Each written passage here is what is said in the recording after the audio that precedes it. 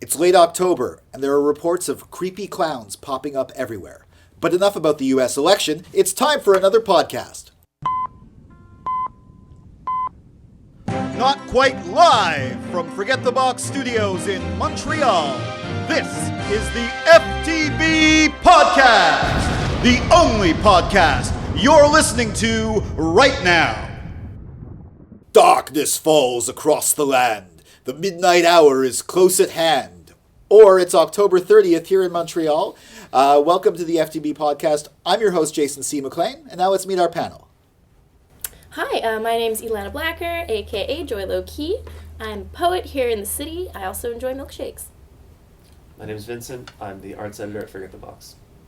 Hi, my name is Jem, and I'm the managing editor at Forget the Box. And if you've been off the internet or off television for the past few weeks, you probably haven't noticed that the election's happening in the United States. But if you've been paying attention at all, I'm sure you're well aware. Things are getting a little scary in the election as we approach November 8th. And since this is our last podcast before the election, we're, of course, going to talk about it. First, Hannah Besseau has this report. Following the third and final U.S. presidential debates, Republican candidate Donald Trump addressed his answer that he would hold and wait to see the attitude towards accepting election results. I would like to promise and pledge to all of my voters and supporters and to all of the people of the United States that I will totally accept the results of this great and historic presidential election if I win. He's also been dealing with a constant flow of new sexual assault allegations. Meanwhile, FBI Director James Comey announced a letter to the Republican committee chairs that agents investigating former Congressman Anthony Weiner for allegedly sexting a 15-year-old girl found new emails from the time when Democratic candidate Hillary Clinton was Secretary of State. Weiner's now ex-wife was Clinton's deputy chief of staff at the time and presumably used her then-husband's computer. Comey hasn't said if there's anything of substance to the emails. With the final vote just days away, Clinton addressed the issue. The American people deserve to get the full and complete facts immediately. The director himself has said he doesn't know whether the emails referenced in his letter are significant or not.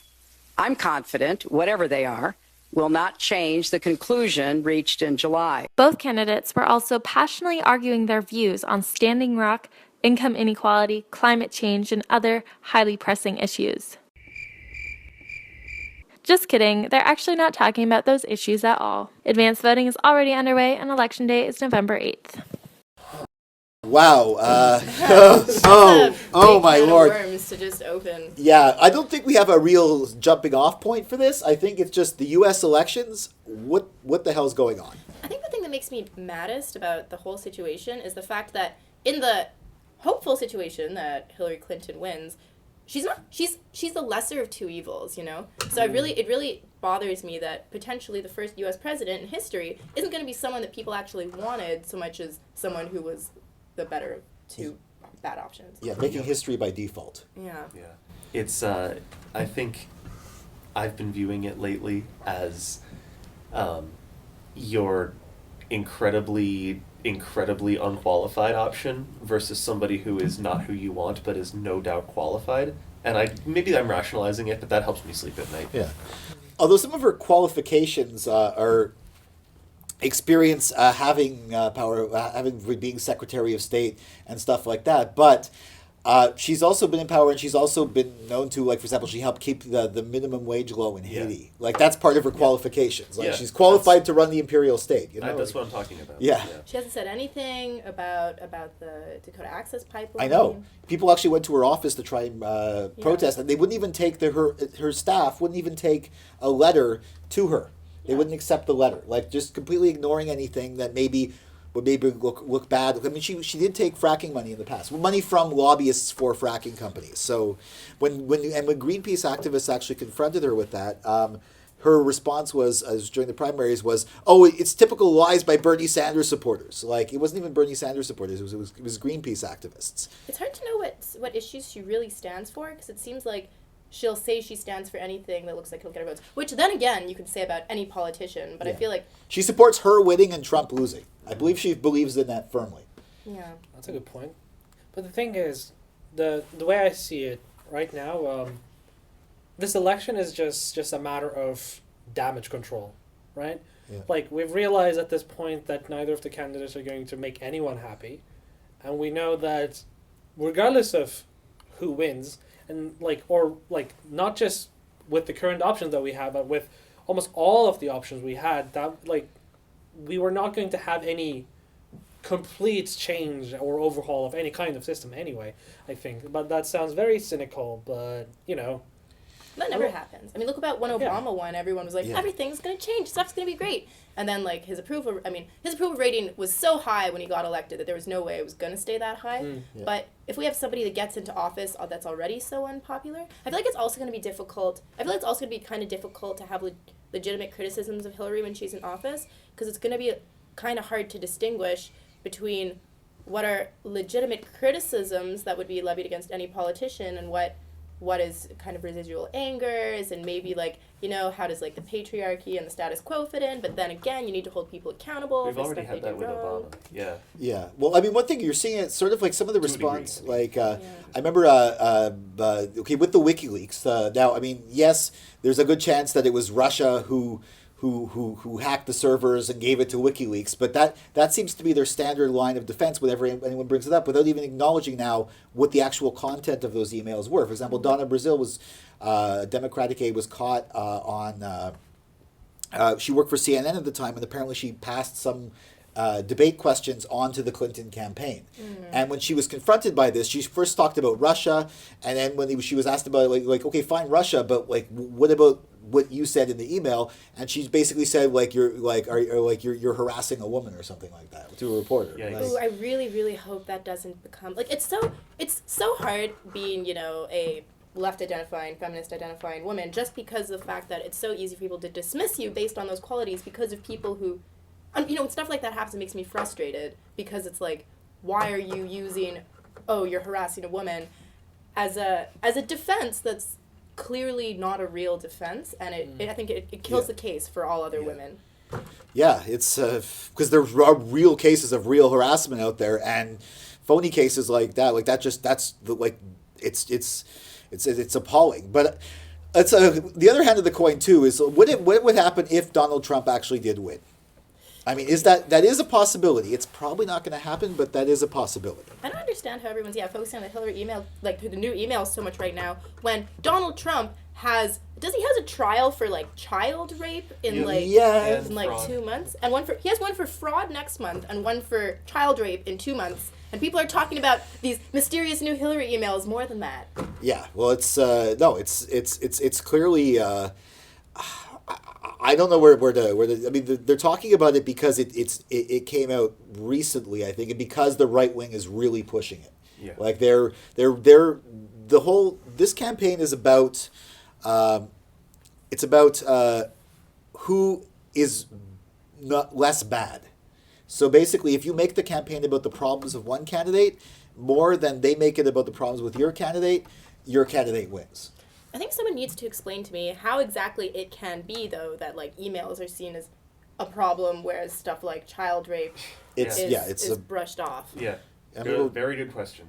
There was even a video of Trump saying, talking about a 12-year-old or a 10-year-old girl saying, I'll be dating her in 10 years. Yeah, that's disgusting. That's disgusting. It's absolutely disgusting, and it's unconscionable how that could get the same kind of play. Can you imagine how the right would be reacting if Obama or Hillary had 5 kids from 3 marriages and rape allegations and a lot of fraud and lawsuits and the right wing is very loud. They just... Well, I think let's be careful about putting the entire right wing in one box. Yeah, there are some. I mean, the political right.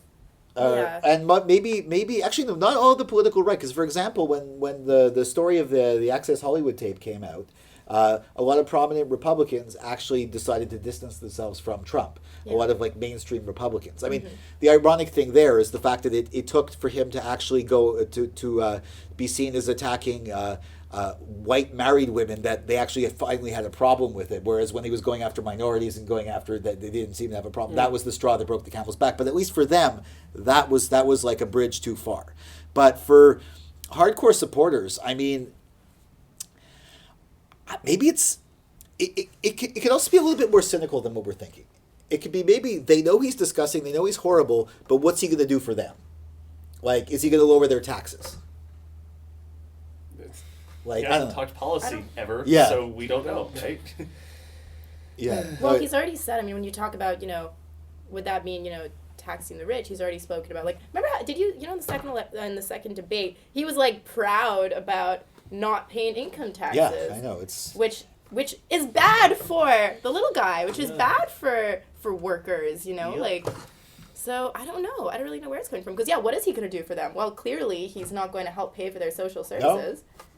But they think that he is because they've been, I mean, I guess they've been conditioned against Hillary for like 8 years, even more than that. And Obama too. Well, Obama, it's racism. I mean, a lot of stuff, the problems with the right has with Obama. Problems the left, the problems I have with Obama, that's not racism. That's I think he didn't live up to his promise. And I think that, like, I mean, he got a Nobel Peace Prize, but then didn't really. Then I started bombing some people. So Yeah, but I mean, the whole Nobel Peace Prize thing, I feel like has been making some questionable. I mean, obviously, I can't speak for everybody, but I feel like they've made some questionable decisions. Well, you don't think that Vladimir Putin is the paragon of peace? that? So the closest thing to a real explanation I've got of why Trump is so popular with people who he will not do anything for is that a lot of these people in, say, rural Pennsylvania, rural Ohio, places that used to have manufacturing jobs, that sort of thing, a lot of them are white, a lot of them are broke, a lot of them don't understand the concept of white privilege, simply because, they're broke, yeah. Yeah, like, it makes sense why somebody wouldn't get that. A lot of those people, I think, feel that the world and the government and the media is bending over backwards to make black people, Latin people, gay people, et cetera, feel welcomed, and that they're being left behind.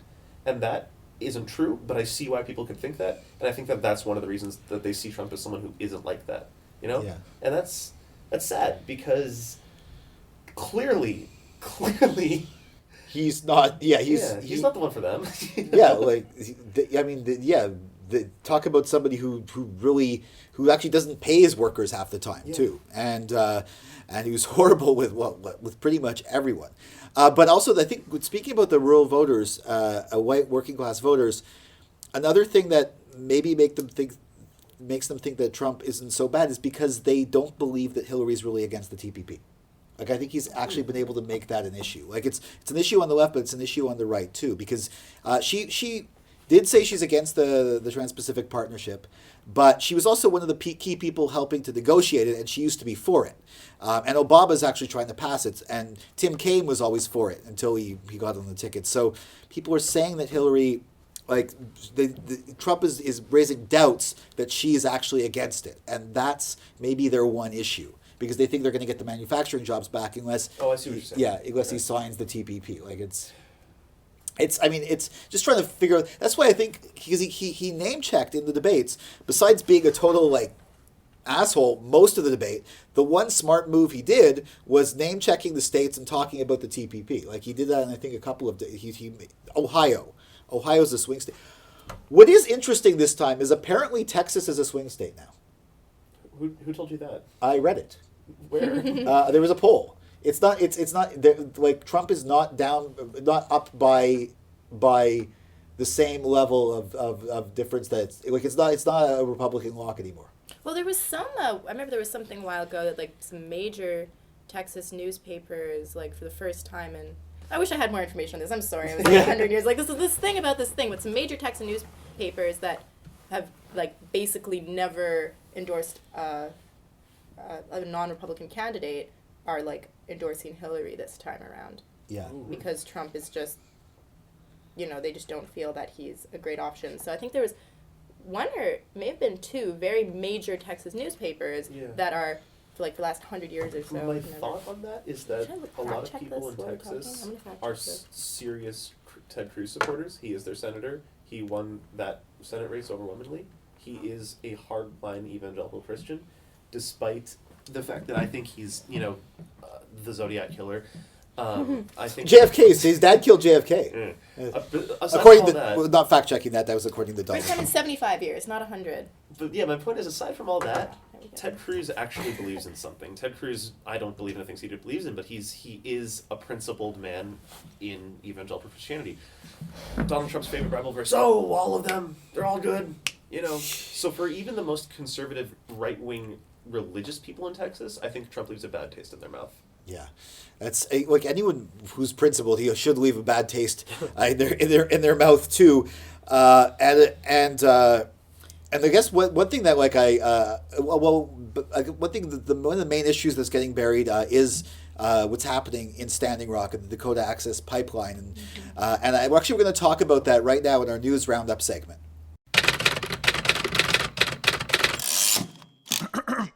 News Roundup. So what's going on in near Standing Rock is really, really horrible. Police have been finally decided to attack or to shut down the protest site after the protesters moved in the actual path of where the pipeline was going to be. Now, Indigenous activists have been there for months. A couple of months ago in September, Labor Day weekend, the private security firm hired by the pipeline company sicked dogs on the protesters, and the only people who ended up getting charged were journalists like Amy Goodman for being there. And fortunately, charges against her were dropped. But now they came in, they arrested people. They apparently were putting people in dog pens for the night. There was a story they were doing that, putting protesters in dog pens for the night. Really writing numbers on their arms. Really horrific stuff. And this is the state. 5 states. 5 states. They activated something that's supposed to be only used in terms of emergent natural disasters, an emergency plan. They activated that to protect the profits of a pipeline company. It's crazy how you haven't heard more about this in the mainstream news. Yeah, it's not crazy. It's understandable because mainstream media is focused on scandal, is focused on the politics that really don't hurt the corporations. And of course, this is something that does hurt the corporations. You hear a lot about independent media, but it is being drowned out. It's being drowned out by like the Clinton email scandal, by things like that. What's pretty annoying is so these people, the Indigenous activists, they're peaceful protesters, but they call themselves protectors. Water protectors, yes. Yeah, and they've just done nothing but try to protect their lands, and they get basically assaulted by militarized police force. Whereas the Oregon militia, the Bundy brothers, yeah, they were recently released. Basically, nothing will happen to them, and that's just there's something to say there. One person did get shot and killed, and people are saying that he didn't draw a gun or anything. But the fact remains that the overall way these people were treated, who were actually armed, who were actually aggressive, is insanely better than peaceful protesters / protectors trying to protect their lands and their religion and their water. They're protecting our water too. Well, no, and our water, yeah. What am I even saying? Their water, yeah, the planet. They even say some of these protectors, you see them going up to the police saying, "We're doing this for you too." Yeah. Like it's their sacred burial sites, but also the water. And apparently there's a story that Dakota, North Dakota, buried reports of small spills from pipelines, and it was the Associated Press who eventually cracked the story and forced them to admit that there was like 300 or something spills in North Dakota. So it's not it's not safe. But the thing compared with the Bundy brothers, I mean, that's pretty much the perfect example of, I guess, white privilege, right there, right?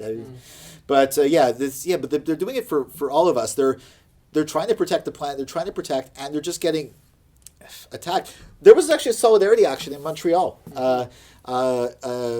Mohawks from Ganawagi actually blockaded the Mercier Bridge for a bit of the day on Saturday.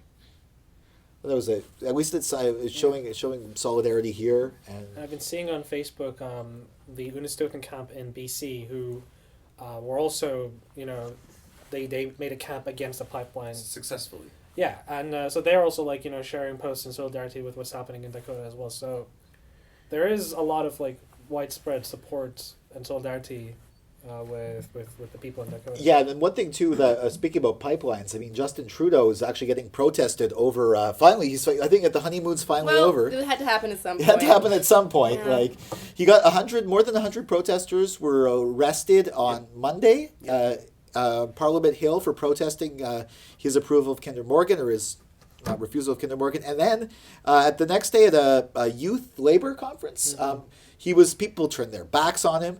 I wrote an article. I said the selfie PM has gone to the photobombing PM, because if you look at the picture of them, they're in the front with their back to him, but it looks like he's kind of photobombing them in the back. So I don't know. I mean, I think maybe that's people. Also, last week there was something about him deciding that because his government was popular, he didn't have to bring in electoral reform. He went back on his promise to bring in electoral reform. It stopped being a priority. Yeah. God. Don't you hate it when you see that they're just like all the others?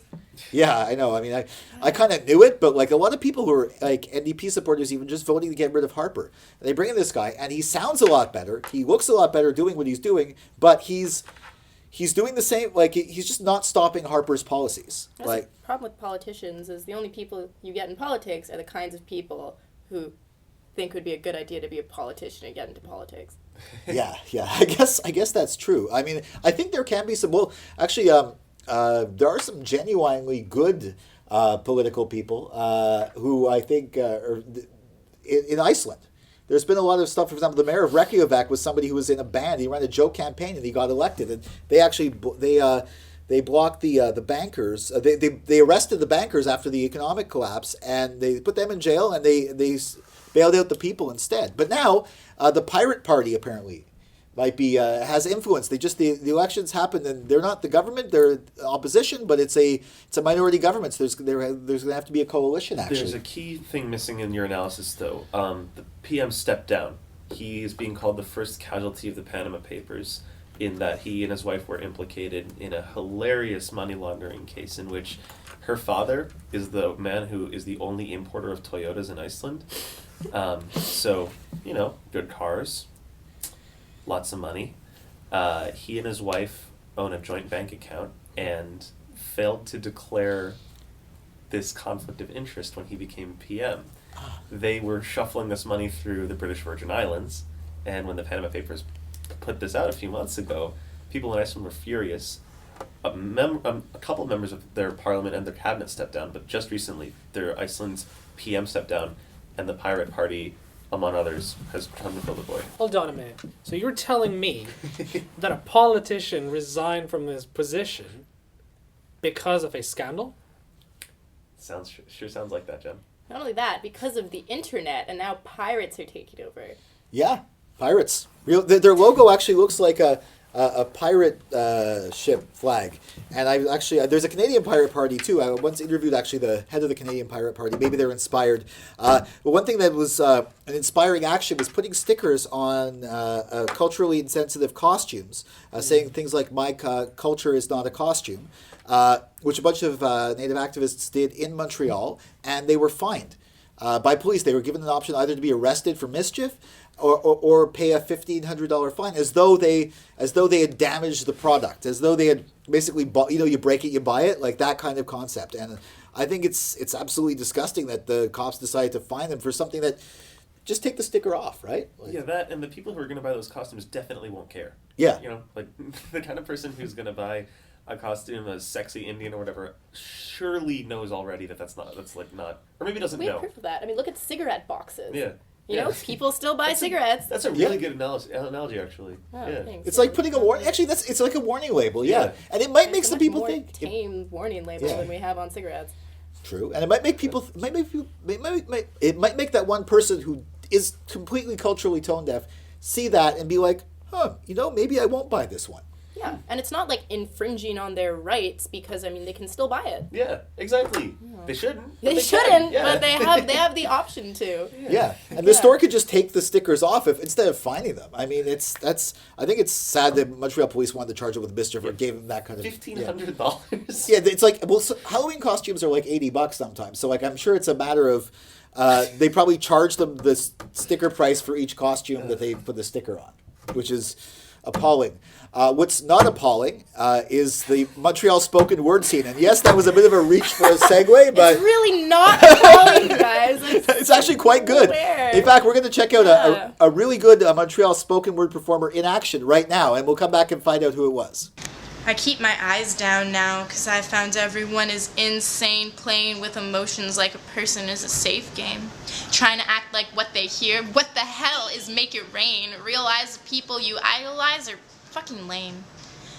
It's like I need a prenup for this pre-one up into society, hanging to sobriety. Well, I preach on high to try to reach some dying deity in 140 characters or less so that it's tweetable. Grand on a prom dress while the homeless are unfeedable. So out of whack that it would be unbelievable if we hadn't preconceived to make our post retrievable. But it's not your fault, so it's not your problem, right? We were born in a slow motion train crash. We're taught from birth to never dare to break the stagnation built up on the sacred altar that we call habituation. It's 1984 because now vintage is cool and my own diploma is just a degree of separation. So tell me, how is texting the new communication? When did the land of the free become the land of sedation? We double think the news says war's a peaceful vocation and take the bull by the horns just to commit castration. Now we're third eye faded and I can't get clean. Tap the blood of the youth, use it to oil the machine. You've got to close your eyes to focus when your hands are sanguine. I can't keep my chakras in their locus pushed to darkness unseen. I've tried to find a way to lose my mind, filter the bogus from the truth, and maybe find that I'm a lotus, way more layered than you'd noticed. So mash up my soul and it's a poetic poultice, a holistic balm that's sure to cure your prognosis when rubbed on the eyes. Reapplication's your onus. It's a band-aid for the hopeless meant to lessen psychosis. I'm starting to think the only thing that's real is this feeling that tells me if you want to raise the roof, you gotta blow the ceiling. I'm seeking out the truth and revelation's got me reeling. Dr. Faust is coming at me because I've seen the devil dealing, and his best trick is that he's always behind you, and a saint is just a sinner selling Christ to unbind you. Your wireless phone means your past can always find you, but we're biting from the apple while we swear by the drive-thru. No drugs, but Addie's fine, because it'll box in your mindset, regulate your motherboard, and mother knows best, because your local dorm doctor says you'll ace that test, swallowing one hard truth, then easy down goes the rest like a good machine. And I'm third eye faded, in the night I don't dream, so I'm drinking milk plus to work my way up to cream, combining my brain so I don't burst at the seams, but fear of pre-sold souls the reason why my glazed eyes gleam. I'm third eye faded, and there's holes in my chest, my heart's in shackles. Call that cardiac arrest. I'm sure you've heard it before, but deaf ears taught to hear approximated at best, and we are third eye faded. I'm feeling jaded, a generation plugged in and commiserated. Superlative, folated, mediocre's overstated, placating the middle because good enough is overrated. That was Joy Low Key. She looks kind of familiar. It's you, obviously. Ellana, so you're a spoken word performer, right? That's me. And you also be writing about spoken word on Forget the Box. Also me. Also you, yes. So tell us a bit about the Montreal spoken word scene. Woo! Boy, howdy. Montreal is an incredible place for expression. There's an incredibly incredibly vibrant spoken word community. In the city, we have a lot of different kinds of events that go on depending on what exactly you're into and how exactly you want to do it. I could go into detail about some of them if you want. Gee, why don't you? Well, I got some news for you. All right, so my favorite thing that happens on a monthly basis is my very own Throw Collective. There's Slam, first Sunday of every month. For those who don't know what a poetry slam is, it's kind of halfway between a wrestling match and a poetry reading. Mm-hmm. That's actually kind of how it started. Anyways, so it's competitive poetry, basically. Without getting into too many details, it's a really high energy, fun time. There's a host, there is, obviously poets, there's a sign up. You get scored by the proverbial you, get scored by 5 judges. The, top 5 people make it into the second round. There's a person performing in the middle. It's the first Sunday of every month. This month, coming up actually, our feature, which is going to be over the break, is, I think it's Tanya Evanson. Is it kind of like a rap battle? No, it's not a rap battle because you don't have, in a rap battle first of all, it's not all spontaneous. Okay. In a rap battle, everything's kind of generally on the spot. Or they say it's generally all on the spot. Yeah. And in this, it's every person who goes up they have a 3-minute time limit where you start losing points, and you try to get the audience involved. It's stuff that you've already written, put it on the stage, and then you get judged, and there's a second round. Yeah. Actually, the Throw Collective team, CFSW, the Canadian Festival of Spoken Word, it's in a different city every year, was actually just ended, like yesterday. Oh. Yeah, Montreal sent a team, Throw Collective sent a team of 5 people. It went really well. I don't know, it's always a really good time. The arts community's great. Anyways, this is what I'm getting at. If you're not ready for the competitive environment of a slam poetry thing, or you want to start off on something a little bit more low-key, Caffeine has a poetry reading every other Tuesday. You don't have to have a 3-minute time limit. Kind of say what you want.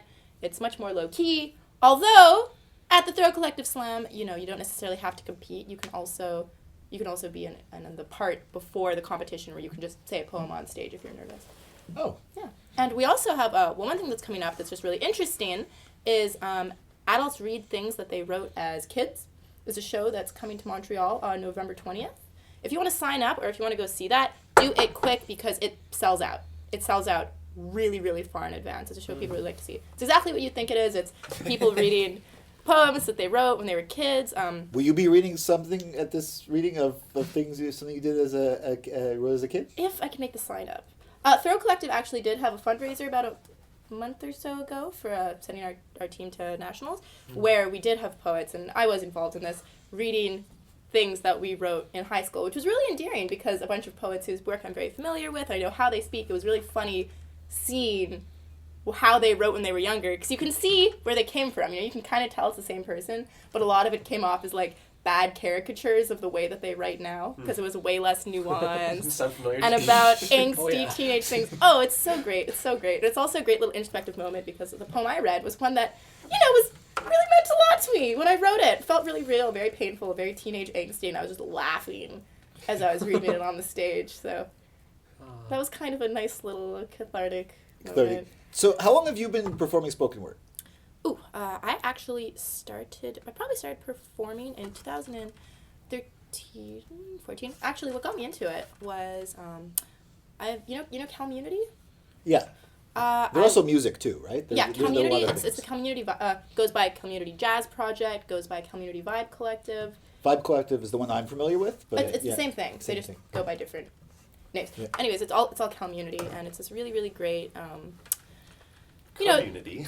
Yeah, Community. It's that's a clever name. Yeah. Whoa, crazy. It's like a big mashup of live improv, jazz, funk, spoken word, hip hop. It's really, really great. It's actually, I have some time set up for that too. Community performs. Community Jazz Project is every Sunday at Café Résonance on Park Avenue at 9:30 p.m. And also weekly on Tuesdays at Petit Campus at 8:30 p.m. So you have no excuse not to go. It's great. And actually what got me into spoken word was I was at Community and I saw Lady Catalyst performing. And I just thought it was very moving. I just thought it was something really great, and it was something I've been writing my whole life, and that kind of seeing words on stage really did something for me. And then I did my first slam about a month later. Well, that sounds good. I mean, that's a great story. Of how you got involved. It's inspired by something and continue to do it. I've always liked how spoken word, to compare it to, like, for example, singing like music or singing with lyrics and stuff like that. 'Cause sometimes you could write something for a song, you could write something for a poem. Would you say there's a music to speaking words? Like, as you say, is there a certain music to that? There's certainly a rhythm to it, and there's definitely a nuance. You definitely have to pay attention to the way you sound, because in spoken word, for instance, as opposed to page poetry, which is obviously written poems, you have to really keep the medium in mind. There's a lot of page poems that don't sound good as slam poems, and there's a lot of slam poems that lose something when they're put onto the page because the rhythm doesn't come through in the same way. Your choices in meter, your poetic choices, maybe words that you want to sound a certain way. When you're speaking, you can choose how you say a word. Yeah. You can choose how you put out the syllables. Right. You can't do that. You can't do that on a page. And looking at the other way, with a page poem, you can pick your layout. You can pick how your layout looks, and in a way that it's not the same as when you say it out. You know what I mean? Yeah. So absolutely, I guess it's not, even though you don't have maybe music behind you, so it's slam poetry. Although at this month's the upcoming Throw Collective Slam, Tanya is going to be performing with a backing band. She's just the feature, but she's actually doing. She's presenting work from Zenship, which is her 4th studio album of poetics, trance, and jazz, inspired by the 10 Bulls progression of short poems and images used in Zen Buddhism, illustrating the stages of enlightenment. Oh. Yeah, so she's going to be using music for that. But as a general rule, for slam poetry, you don't tend to have music in the background. But there's very much, I think, music intrinsic to the human voice. Yeah. You know, there's very much a rhythm, there's very much a feeling. Yeah, and there's a lot of, as we just learned, there's a lot of great poetry coming up, a lot of great other events coming up too. Let's hear about some of those in the community calendar. Thursday, November 3rd at Casa del Popolo, Hannah Epperson and St. Laurent's Warehouse Company. Tickets are $10 in advance, $12 at the door. November 3rd to November 6th, Studio XX presents the festival's HTMLs. Taking place in Montreal, the HTMLs is an international biennial festival that brings together local and international artists, scholars, and activists who are passionate about critical engagement and new techniques from a feminist perspective. Based on a specific theme, each edition explores urgent socio-political questions through a series of exhibitions, conferences, performances, and workshops. Once again, that's November 3rd to November 6th at Studio XX. This Saturday, starting 1 p.m. to midnight, Bad Lunch presents FemFest, a celebration of Canadian women in music. All are welcome to attend. The event will feature roundtable discussions on women and music in the afternoon, as well as a bunch of live performances in the evening. $10 at the door, no one is turned away for lack of funds. Have you ever wanted to learn how to make delicious, nutritious falafel and coconut milk can-free from scratch? With people who have a familiar history making these dishes. Beetroot is offering a hands-on cooking class this Sunday, 2:30 to 5:30 at La Place Commune. In this workshop, you'll learn how to prepare different dishes, and the workshop will be followed by a meal. To register, email hi.beetroot@gmail.com. Wednesday, November 9th, 6 to 8 p.m., the Center for Gender Advocacy is hosting Spill, a story circle ceremony open to BIPOC. In celebration of the life-saving practice of story sharing among oppressed communities and the book Spill, the first part of the workshop will discuss the ongoing challenges of confronting gendered violence in communities. The final part of the workshop will be an interactive experience of ancestral connection, intergenerational recognition, and story sharing that prioritizes healing and affirmation of Black women as a crucial resource for all communities. Come ready to listen, share, remember, and be transformed. The event is co-sponsored by Third Eye Collective, Somali Semantics, and the IGSF McGill. Thursday, November 10th, 2:30 to 4:30, McGill Institute of Islamic Studies is hosting Palestine and Feminist Paradigms. Through a historical and contextual analysis of Palestinian feminist activism, this lecture will argue for a different conception of the Palestinian liberation movement. The event, once again, is at the McGill Institute of Islamic Studies. And now predictions. Predictions! I think the next U.S. president is going to be a one-term president. The last Wednesday of November is going to be a great evening at Pompette on Rachel and Saint Laurent, filled with drink deals and live music. I predict that there will be a press conference next week, and someone will ask Justin Trudeau just how far he's willing to go in breaking his campaign promises, to which he will respond, "Just watch me." And I predict that the Pirate Party will in fact seize control in Iceland, and then Iceland will seize control of the world's shipping routes. I think Justin Trudeau is going to come out with an emoji sticker pack. The next election in Canada will have another hot candidate, and it will be Michael Chong of the Conservative Party of Canada. I predict that I will be even blonder than I am right now by the time of next podcast. And I predict that the U.S. election will result in an electoral college tie, meaning the candidates will have to come to Montreal and compete in a slam poetry contest for the presidency. Didn't you say Jill Stein actually did? Yeah, do Jill a spoken Jill word Stein did album? do spoken word. John Oliver made fun of her for that actually, but it was I think it was actually about nature, and I think one was about biking. She did a song about biking. I think that's Yeah. really sweet. It is sweet. Yeah, well, she's just a spoken word artist like you. Well, not anymore, but now she's running for president of the United States. And you were talking about Donald Trump doing spoken word poetry. What was your?